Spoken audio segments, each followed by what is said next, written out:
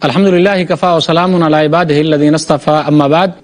محترم ناظرین، پروگرام فضائل رمضان کی اس نشست میں آپ حضرات کا استقبال ہے۔ السلام علیکم ورحمۃ اللہ وبرکاتہ۔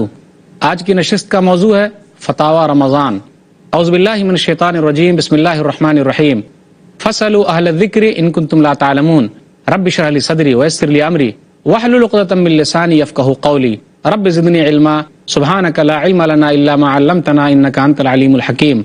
تمام قسم کی تعریفات اللہ وحدہ لا شریک، خالق کائنات، مالک ارض و سما اور مدبر انس و جاں کے لیے ہیں۔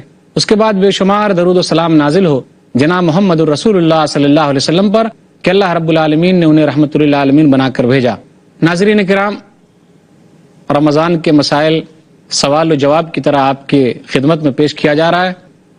اسی طرح ایک اہم سوال ہے کہ دمہ کے مریض کے لیے روزے کی حالت میں اسپرے لینے کا حکم کیا ہے، بخاخ لینے کا حکم کیا ہے؟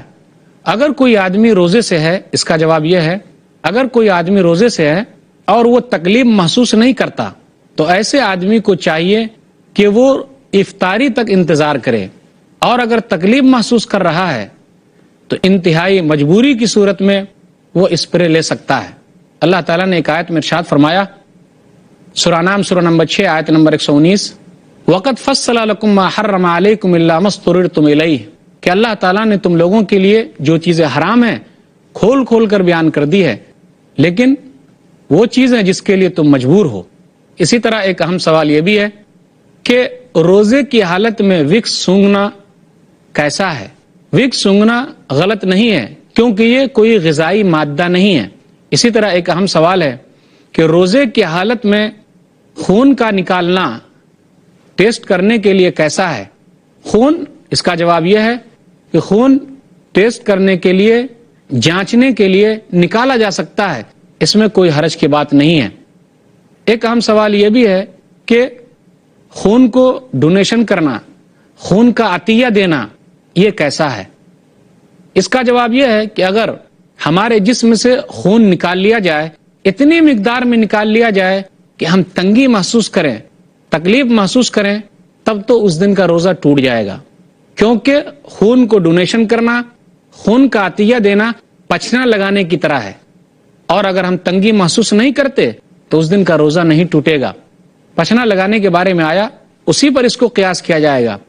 صحیح بخاری کتاب الصوم کتاب نمبر 30 حدیث نمبر 1939، احتجم النبی صلی اللہ علیہ وسلم وہو صائم، کہ رسول اللہ صلی اللہ علیہ وسلم نے پچھنا لگایا اس حالت میں کہ آپ روزے سے تھے، اور آپ صلی اللہ علیہ وسلم نے ایک حدیث کے اندر کہا، سنن ابی داؤد کتاب الصیام کتاب نمبر 14 حدیث نمبر 2367، افطر الحاجم والمحجوم، پچھنا لگانے والا اور جس کو پچھنا لگایا جا رہا ہے دونوں کا روزہ ٹوٹ گیا۔ تو کس حالت میں ہے؟ اس حالت میں ہوگا جب آدمی انتہائی تکلیف محسوس کرے، تو اس حالت میں اس دن کا روزہ ٹوٹ جائے گا اور اس کے بدلے اسے روزہ رکھنا ہوگا۔ اسی طرح ایک اہم سوال یہ ہے کہ بہت سارے لوگ ایسا بھی سوچتے ہیں کہ جس طریقے سے روزے کے دن میں بیوی سے ہم بستری کرنا منع ہے، گویا کہ رمضان کے دنوں میں رات میں بھی منع ہے۔ بہت سارے لوگ ایسا خیال کرتے ہیں۔ اس کا جواب یہ ہے کہ نہیں، ایسی کوئی بات نہیں ہے، بلکہ اللہ نے رات میں اپنی بیوی سے ہم بستر ہونے کے لیے اجازت دی ہے اور یہ حلال قرار دیا ہے۔ اللہ نے کہا، سورہ بقرہ سورہ نمبر 2 آیت نمبر 187، احل لکم لیلۃ الصیام الرفث الی نسائکم ہن لباس لکم وانتم لباس لہن، تم لوگوں کے لیے روزے کی راتوں میں اپنی بیوی سے ملنا حلال ہے، وہ تمہارے لیے لباس ہے اور تم ان کے لیے لباس ہو۔ اسی طرح ایک اہم مسئلہ یہ بھی ہے کہ روزہ رکھتے ہوئے بوس و کنار کا اپنی بیوی سے کیا حکم ہے؟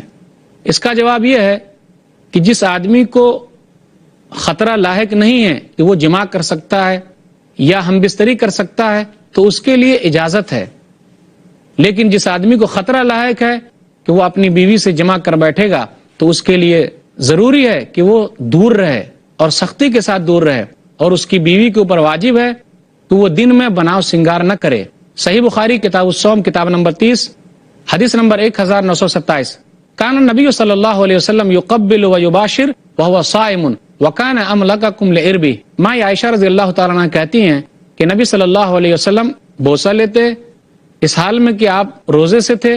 بھلا یہ بتاؤ، نبی سے زیادہ اپنی خواہش پر کنٹرول کرنے والا کون ہوگا؟ ایک حدیث کے اندر آیا، سنن ابی داؤد کتاب الصیام کتاب نمبر 14 حدیث نمبر 2387 کہ نبی صلی اللہ علیہ وسلم نے ایک آدمی کو رخصت دی اور ایک آدمی کو آپ نے منع کیا۔ جس کو رخصت دی وہ آدمی بوڑھا تھا اور جس کو منع کیا وہ آدمی جوان تھا، لیکن مسئلہ واضح ہے، جس کو بھی خطرہ لاحق ہے تو آدمی کو چاہیے کہ اس سے دور رہے۔ اسی طرح ایک اہم مسئلہ یہ بھی ہے کہ جو لوگ مشت زنی کرتے ہیں، اپنی منی کو روزے کی حالت میں خارج کر لیتے ہیں، اس کا کیا حکم ہے؟ علماء کے درمیان اس سلسلے میں دو رائے پائی جاتی ہے۔ ابن قدامہ رحمہ اللہ اپنی کتاب مغنی کے اندر جلد نمبر 3 صفحہ نمبر 179 پر لکھتے ہیں، وَلَوْ اسْتَمْنَا بِيَدِهِ فَقَدْ فَعَلَ مُحَرَّمًا وَلَا يَفْسُدُ صَوْمُهُ بِهِ إِلَّا أَن يُنزِلَ فَإِنْ أَنزَلَ فَسَدَ صَوْمُهُ۔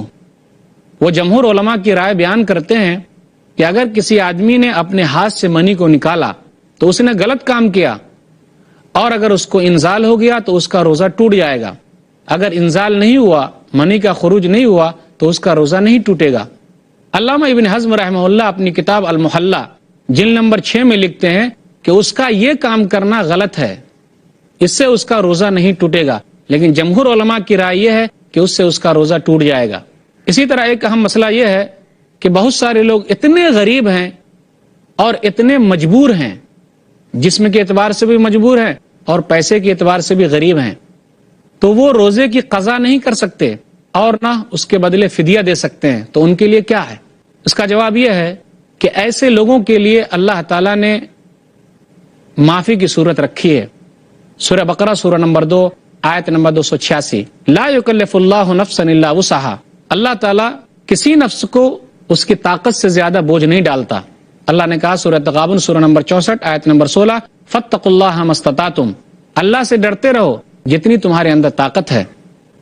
اسی طرح ایک اہم مسئلہ ہے کہ اگر عورت کو ظہر کے وقت حیض آ جائے یا پھر افطاری سے پہلے پہلے، سورج ڈوبنے سے پہلے پہلے حیض آ جائے یا نفاس کا خون جاری ہو جائے، بچہ پیدا ہو جائے، تو کیا اس عورت کا روزہ ہوگا یا نہیں ہوگا؟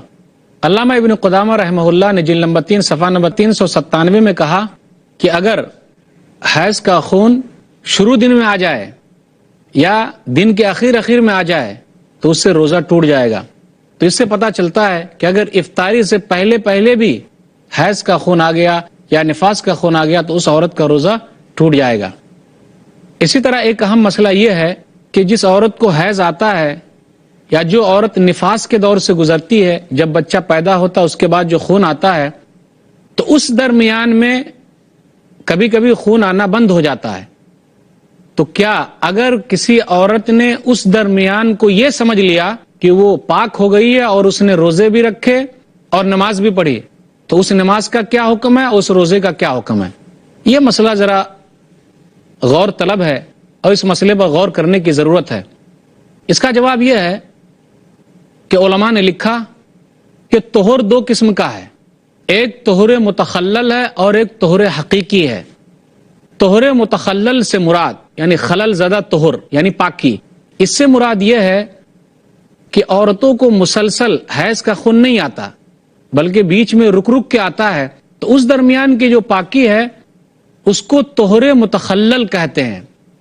اسی طرح نفاس کا جو خون ہے علماء نے لکھا کہ 40 دن تک لگاتار نہیں آتا بلکہ بیچ میں رک رک کے آتا ہے، تو بیچ میں جو رک جاتا ہے کچھ وقت کے لیے تو اس کو طہور متخلل بولتے ہیں، یعنی خلل شدہ پاکی۔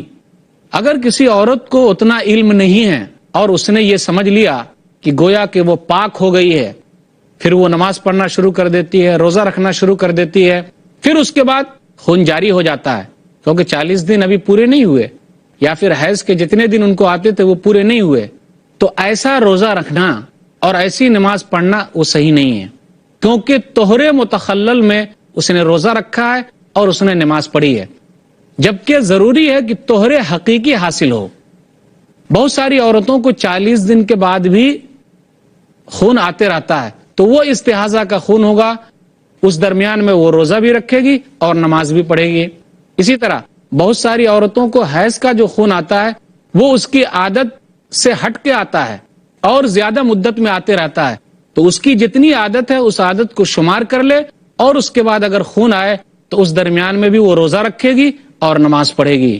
تو اس مسئلے کو سمجھنا کہ طہر متخلل کیا ہے اور طہر حقیقی کیا ہے، یہ زیادہ اہم ہے۔ طہر متخلل وہی ہے کہ بیچ بیچ میں جو کچھ پاکی حاصل ہو، مکمل دن نہیں ہوئے تو اس درمیان کا روزہ رکھنا اور نماز پڑھنا صحیح نہیں ہے۔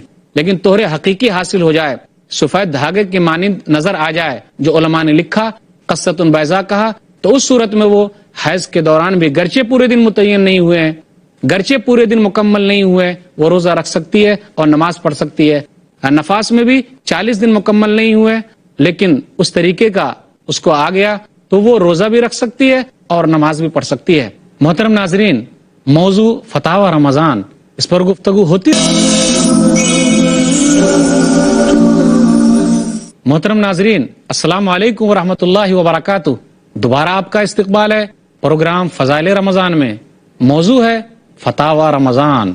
ایک اہم مسئلہ یہ ہے کہ جس عورت کو حیض آتا ہے یا جو عورت نفاس کے دور سے گزرتی ہے، جب بچہ پیدا ہوتا ہے اس کے بعد جو خون آتا ہے، تو اس درمیان میں کبھی کبھی خون آنا بند ہو جاتا ہے۔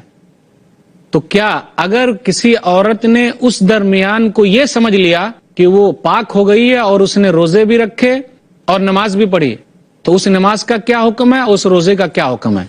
یہ مسئلہ ذرا غور طلب ہے اور اس مسئلے پر غور کرنے کی ضرورت ہے۔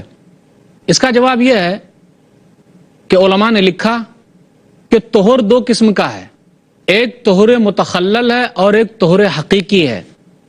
طہور متخلل سے مراد یعنی خلل زدہ طہور یعنی پاکی، اس سے مراد یہ ہے کہ عورتوں کو مسلسل حیض کا خون نہیں آتا بلکہ بیچ میں رک رک کے آتا ہے، تو اس درمیان کی جو پاکی ہے اس کو طہور متخلل کہتے ہیں۔ اسی طرح نفاس کا جو خون ہے، علماء نے لکھا کہ 40 دن تک لگاتار نہیں آتا بلکہ بیچ میں رک رک کے آتا ہے، تو بیچ میں جو رک جاتا ہے کچھ وقت کے لیے تو اس کو طہور متخلل بولتے ہیں، یعنی خلل شدہ پاکی۔ اگر کسی عورت کو اتنا علم نہیں ہے اور اس نے یہ سمجھ لیا کہ گویا کہ وہ پاک ہو گئی ہے، پھر وہ نماز پڑھنا شروع کر دیتی ہے، روزہ رکھنا شروع کر دیتی ہے، پھر اس کے بعد خون جاری ہو جاتا ہے کیونکہ 40 دن ابھی پورے نہیں ہوئے یا پھر حیض کے جتنے دن ان کو آتے تھے وہ پورے نہیں ہوئے، تو ایسا روزہ رکھنا اور ایسی نماز پڑھنا وہ صحیح نہیں ہے، کیونکہ طہور متخلل میں اس نے روزہ رکھا ہے اور اس نے نماز پڑھی ہے، جبکہ ضروری ہے کہ طہور حقیقی حاصل ہو۔ بہت ساری عورتوں کو 40 دن کے بعد بھی خون آتے رہتا ہے، تو وہ استحاضہ کا خون ہوگا، اس درمیان میں وہ روزہ بھی رکھے گی اور نماز بھی پڑھے گی۔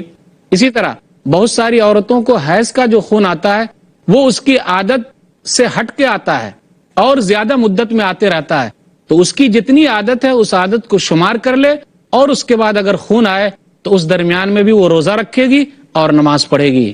تو اس مسئلے کو سمجھنا کہ طہر متخلل کیا ہے اور طہر حقیقی کیا ہے، یہ زیادہ اہم ہے۔ طہر متخلل وہی ہے کہ بیچ بیچ میں جو کچھ پاکی حاصل ہو، مکمل دن نہیں ہوئے تو اس درمیان کا روزہ رکھنا اور نماز پڑھنا صحیح نہیں ہے۔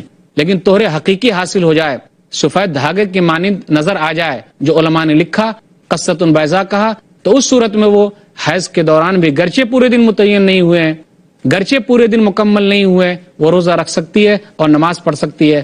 نفاس میں بھی 40 دن مکمل نہیں ہوئے لیکن اس طریقے کا اس کو آ گیا تو وہ روزہ بھی رکھ سکتی ہے اور نماز بھی پڑھ سکتی ہے۔ اسی طرح ایک اہم مسئلہ یہ ہے کہ حائضہ عورت یا نفاس والی عورت قرآن مجید پڑھ سکتی ہے کہ نہیں، کیونکہ رمضان کا مہینہ ہے، اس میں تلاوت قرآن کرنا ہے، تو کیا حکم ہے اس کا؟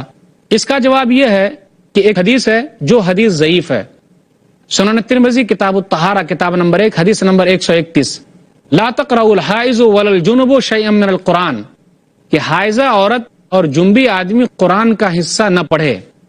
یہ حدیث ضعیف ہے، علامہ البانی رحمہ اللہ نے اس کو منکر کہا ہے۔ اس حدیث کے اندر ایک راوی ہے اسماعیل بن عیاش جو ضعیف ہے، اس لیے اس حدیث پر عمل نہیں ہو سکتا۔ علماء کی اس سلسلے میں دو رائے ہے۔ کچھ علماء یہ کہتے ہیں کہ وہ نہیں پڑھ سکتی، ان کی دلیل یہی ضعیف حدیث ہے۔ کچھ علماء کہتے ہیں کہ وہ پڑھ سکتی ہے لیکن ہاتھ لگا کر نہیں پڑھ سکتی۔ قرآن پڑھنا ہے تو وہ پڑھ سکتی ہے لیکن ہاتھ لگا کر مصحف میں قرآن میں ہاتھ لگا کر نہیں پڑھ سکتی. تو یہاں یہ بات ہوگی کہ حائضہ عورت اور نفاس والی عورت قرآن کو پڑھنا چاہے تو پڑھ سکتی ہے، کیونکہ اس کی مدت لمبی ہے. اتنے مدت تک وہ انتظار کرے گی تو نیکی کا مہینہ نکل جائے گا، تو وہ قرآن کو پڑھ سکتی ہے، ثواب حاصل کر سکتی ہے. لیکن قرآن چھونے کے بارے میں وہ احتیاط کرے. اس کے لیے ہے کہ وہ قرآن کو نہ چھوئے، بغیر چھوئے ہوئے قرآن کو پڑھ سکتی ہے. قرآن کی آیت ہے سورہ واقعہ سورہ نمبر 76 آیت نمبر 79، لا یمسہ الا المطہرون، کہ اس کو پاک لوگ ہی چھو سکتے ہیں. لیکن قرآن پڑھنے میں کوئی حرج کی بات نہیں ہے. اسی طرح ایک اہم مسئلہ ہے کہ ایک عورت ہے، وہ ابھی حمل سے ہے، ابتدائی دنوں میں ہے، اور اس کو قے وغیرہ آتے ہیں، تو کیا وہ روزہ توڑ سکتی ہے؟ جی ہاں، اس کا جواب ہے وہ روزہ توڑ سکتی ہے، بعد میں اس کے بدلے روزہ رکھ لے، کیونکہ اللہ تعالیٰ نے ایسی عورتوں کو رخصت دی ہے. سنن نسائی کتاب الصیام کتاب نمبر 22 حدیث نمبر 2317، ان اللہ عز وجل عن المسافر الصوم وشطر الصلاۃ وعن الحبلى والمرضع، کہ اللہ تعالیٰ نے مسافر سے آدھی نماز اور روزے کو کم کر دیا ہے. اسی طرح حاملہ عورت اور دودھ پلانے والی عورت سے بھی اللہ تعالیٰ نے کم کر دیا ہے، یعنی انہیں رخصت دی ہے، بعد میں یہ لوگ پورا کریں. اسی طرح ایک اہم مسئلہ یہ ہے کہ کچھ عورتیں ایسی بھی ہوتی ہے جس کے روزے چھوٹ جاتے ہیں، لیکن ہر سال ان کو شعبان کے مہینے میں ڈیلیوری ہو جا رہی ہے، 3 سال 4 سال تک لگاتار بچے ہی پیدا ہو جا رہے ہیں. تو ایسی عورتوں کا کیا، کب وہ پورا کرے گی؟ رمضان کے مہینے، کئی رمضان کے مہینے چھوٹ جا رہے ہیں. اس کا جواب یہ ہے، عبداللہ بن عباس رضی اللہ تعالیٰ عنہ کہتے ہیں، سنن الکبریٰ البیہقی جلد نمبر 4 صفحہ نمبر 230، والحامل والمرضع اذا خافتا افطرتا واطعمتا مکان کل یوم مسکینا، دودھ پلانے والی عورت، اسی طرح حاملہ عورت جب وہ ڈر محسوس کرتی ہے تو اس کے لیے ہے کہ وہ افطار کرے اور ہر دن کے بدلے ایک مسکین کو کھانا کھلا دے، کیونکہ وہ مجبور ہے، اس طریقے سے پورے دن وہ پورے نہیں کر سکتی. اسی طرح ایک اہم مسئلہ یہ ہے کہ مانع حیض کی گولیاں استعمال کرنے کا حکم کیا ہے. اس کا جواب یہ ہے کہ علماء کی 2 رائے ہے. اکثر علماء اس طرف گئے ہیں کہ ایسی عورتیں حیض روکنے والی دوا کا استعمال نہ کرے. کیوں؟ اس لیے کہ اللہ تعالیٰ نے ان کی فطرت میں رکھا ہے، اور یہ اللہ تعالیٰ بہتر جانتا ہے جو عورت کے حساب سے ہے.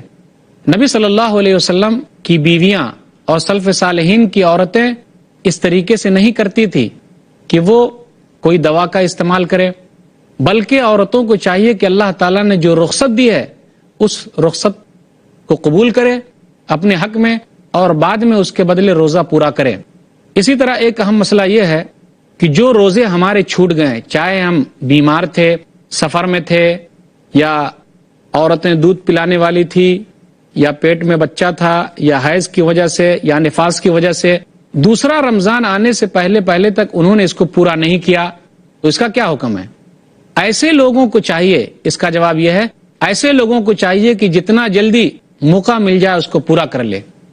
ماں عائشہ رضی اللہ تعالیٰ عنہ کہتی ہیں، صحیح بخاری کتاب الصوم کتاب نمبر 30 باب نمبر 40، متى يقضى قضاء رمضان حدیث نمبر 1950، کانا یکون علی الصوم من رمضان فما استطیع ان اقضیہ الا فی شعبان، کہ ہمارے اوپر رمضان کے روزے ہوتے تھے، یعنی فرض روزے چھوٹے ہوئے تھے، تو ہم لوگ شعبان کے مہینے ہی میں رمضان دوسرا آنے سے پہلے پورا کر لیتے، کیونکہ شعبان کے مہینے میں نبی صلی اللہ علیہ وسلم روزہ رکھتے تھے، زیادہ عبادت کرتے تھے، اس لیے ان لوگوں کو موقع مل جاتا. لوگوں کو چاہیے کہ نیکی کے کام میں آگے بڑھے اور نیکی کا کام بڑھ چڑھ کر کرے. کیوں انتظار کر رہا ہے؟ اللہ تعالیٰ نے ایسے لوگوں کو موقع دیا ہے تو چھوٹے ہوئے روزے جلدی پورا کر لے. اللہ نے کہا سورہ ال عمران سورہ نمبر 3 آیت نمبر 133، وَسَارِعُوا إِلَى مَغْفِرَةٍ مِّن رَبِّكُمْ، لوگو اپنے رب کی بخشش کی طرف چلو. لیکن اگر کسی نے بغیر کسی عذر کے، کسی کو عذر ہے، واقعی وہ آدمی معذور ہے تو نہیں پورا کر سکا، تو پھر بعد میں دوسرے رمضان کے بعد فوراً پورا کر لے. لیکن اگر کسی آدمی کے پاس عذر نہیں ہے، کوئی شرعی عذر نہیں ہے، تو کچھ علماء کی رائے یہ ہے کہ اس کو فدیہ بھی دینا پڑے گا، کیوں اس نے پورا نہیں کیا. اس کو یہ چاہیے تھا کہ وہ ضرور پورا کر لے، موقع پھر ملے کہ نہ ملے تو اس نے فائدہ کیوں نہیں اٹھایا، اس نے ایسا کیوں نہیں کیا، دینی کام کیوں نہیں کیا، اس کو کرنا چاہیے تھا. اسی طرح ایک اہم مسئلہ یہ ہے کہ بہت سارے ہمارے بھائی زکوٰۃ کو روکے رکھتے ہیں اور رمضان کے مہینے میں نکالتے ہیں، یا بہت سارے لوگوں کی زکوٰۃ بعد میں پوری ہوگی تو پہلے ہی زکوٰۃ نکال دیتے ہیں۔ اس سلسلے میں میرے علم کے مطابق شاید کہ وہ اس حدیث کا حوالہ دیتے ہوں گے کہ سنت فرض کے برابر اور ایک فرض 70 فرض کے برابر ہو جاتا ہے، اس وجہ سے شاید کہ وہ لوگ ایسا کرتے ہیں۔ اس کا جواب کیا ہے؟ یاد رکھیے، زکوٰۃ کا جو نصاب ہے وہ ہم اور آپ اچھی طریقے سے جانتے ہیں کہ مال اتنا ہو جائے اور سال بھر تک وہ مال ہمارے پاس رہے، تو وہ کبھی بھی ہو سکتا ہے، رمضان میں بھی ہو سکتا ہے، شوال میں بھی ہو سکتا ہے، ہر مہینے میں ہو سکتا ہے۔ اس لیے تو اسلام کے اندر جو نظام ہے زکوٰۃ کا اور زکوٰۃ کا مال بیت المال میں جمع ہونے کا، وہ اتنا اچھا نظام ہے کہ اس کے ذریعے ہر مہینے میں غریبوں کی مدد آسانی کے ساتھ ہو سکتی ہے۔ تو لوگوں کو چاہیے کہ جب نصاب پورا ہو جائے پھر سال بھر تک وہ مال ان کے پاس رہے تو 2.5% زکوٰۃ وہ نکالے، رمضان کا انتظار نہ کرے۔ اور جس حدیث کا شاید کہ وہ حوالہ دینا چاہتے ہیں اور اس وجہ سے اس مہینے میں زکوٰۃ نکالتے ہیں، تو انہیں معلوم ہونا چاہیے کہ وہ حدیث سند اور متن دونوں اعتبار سے ضعیف ہے۔ سند کے اعتبار سے علامہ البانی رحمہ اللہ نے کہا مشکات المصابیح میں حدیث نمبر 1965 اسنادہ ضعیف، کیونکہ اس حدیث کی سند جو ہے ضعیف ہے، کمزور ہے، اس کے اندر ایک راوی ہے ایاس۔ حافظ ابن حجر رحمہ اللہ نے اس آدمی کو عقیلی کے حوالے سے کہا مجہول، وہ آدمی کا اتا پتہ نہیں ہے۔ تو یہ حدیث سند کے اعتبار سے صحیح نہیں ہے کہ سنت کا ثواب فرض کے برابر اور فرض کا ثواب 70 فرض کے برابر ملے گا، ایسا نہیں ہے۔ اور متن کے اعتبار سے بھی دیکھیے، اس کے معنی کے اعتبار سے تو غور کیجئے، یہ ہوگا کہ نیکی کی اہمیت ہے، لیکن اس کا مطلب یہ نہیں کہ دوسرے مہینے میں نیکی کی اہمیت نہیں ہے۔ اسی طرح ایک اہم سوال ہے کہ عید اور جمعہ کا دن ایک ہی دن پڑ جائے تو کیا کریں گے؟ اس میں چھوٹ ہے، نبی صلی اللہ علیہ وسلم نے چھوٹ رکھی ہے، جس نے عید کی نماز پڑھ لی جمعہ کی نماز پڑھے نہ پڑھے۔ سنن ابی داؤد کتاب الصلاۃ کتاب نمبر 2 حدیث نمبر 1070، من شاء، جو آدمی چاہتا ہے وہ پڑھے، جو نہیں چاہتا وہ نہ پڑھے۔ لیکن نبی صلی اللہ علیہ وسلم نے ایک حدیث میں کہا، سنن ابی داؤد حدیث نمبر 1073، کہ 2 عید تمہارے لیے جمع ہو گئی ہے، تم ان لوگوں کے لیے اختیار ہے، لیکن میں مجمعون، میں جمعہ کی نماز پڑھوں گا۔ تو یہ چند چیزیں تھی جو میں نے مسائل کے طور پر 2 قسط میں آپ کے سامنے رکھی ہے۔ اللہ تعالیٰ سے دعا ہے کہ اللہ تعالیٰ ہم لوگوں کو رمضان سے اچھی طریقے سے فائدہ اٹھانے کی توفیق دے، آمین۔ وآخر دعوانا الحمدللہ رب العالمین، وصلی اللہ علی نبینا محمد وآلہ وصحبہ اجمعین، والسلام علیکم ورحمۃ اللہ وبرکاتہ۔